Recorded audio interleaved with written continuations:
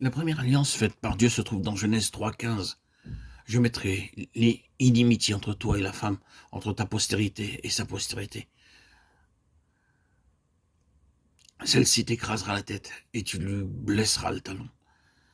Dieu promit qu'il donnerait naissance à un sauveur par la femme. C'est pourquoi le Seigneur Jésus-Christ vint comme la postérité de la femme. Mais il est aussi le Fils de Dieu. Il a été conçu du Saint-Esprit. Le diable a cherché à briser le talon du Seigneur en faisant dire au peuple « Crucifie-le ». Ils l'insultèrent à la croix. Ils se moquèrent de lui et le tournèrent en ridicule. De cette manière, le diable brisa le talon du Seigneur Jésus-Christ. Mais ce même talon a écrasé le diable, comme nous le voyons dans Romains 16, 20. Le Dieu de paix écrasera bientôt Satan sous vos pieds. Nous ne pouvons pas vaincre le diable par des miracles, par des signes ou des songes. Nous ne le vaincrons pas non plus par le jeûne et de longues prières. Le Seigneur lui-même n'a jamais vaincu le diable par des miracles, des signes ou des sermons. C'est seulement lorsqu'il a pu dire « tout est accompli » et qu'il mourut, qu'il vainquit le diable. Les musulmans, par exemple, croient à tous les miracles du Seigneur Jésus. Ils croient aussi que le Seigneur est né d'une vierge.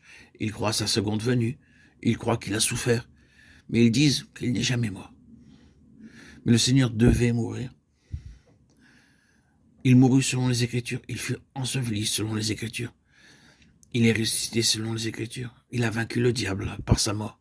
Quand il mourut, il ôta notre péché et notre condamnation. Ainsi seulement il vainquit la mort.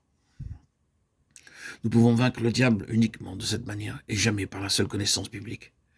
Nous pouvons continuer de dire « Satan ne me dérange pas, je connais ma Bible ». Et le diable répondra « Je la connais plus que toi ».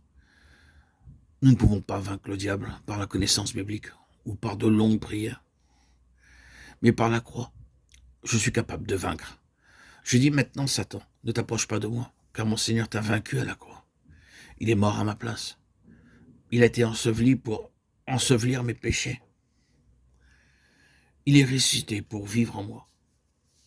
Par la foi, nous vaincrons le diable et non pas par nos bonnes œuvres, pas plus que par nos propres efforts ou nos luttes. Beaucoup de chrétiens vivent une vie de défaite parce qu'ils essaient de vaincre Satan, soit par la connaissance de la Bible, soit par quelques expériences. La victoire de Dieu est à la croix, car la prédication de la croix est une folie pour ceux qui périssent, mais pour nous qui sommes sauvés, elle est une puissance de Dieu. 1 Corinthiens 1, 18. Le Seigneur Jésus-Christ, avec son talon brisé, a écrasé la tête de Satan, et je saisis cette victoire pour moi-même par la foi. C'est son alliance. Le Seigneur Jésus-Christ est venu dans le monde pour moi. Il est mort pour moi.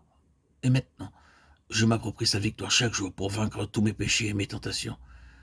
Car c'est comme cela que nous vaincons le diable et que nous sommes préparés pour son règne. La puissance de sa résurrection vient en moi et me remplit en vue de ce dessein.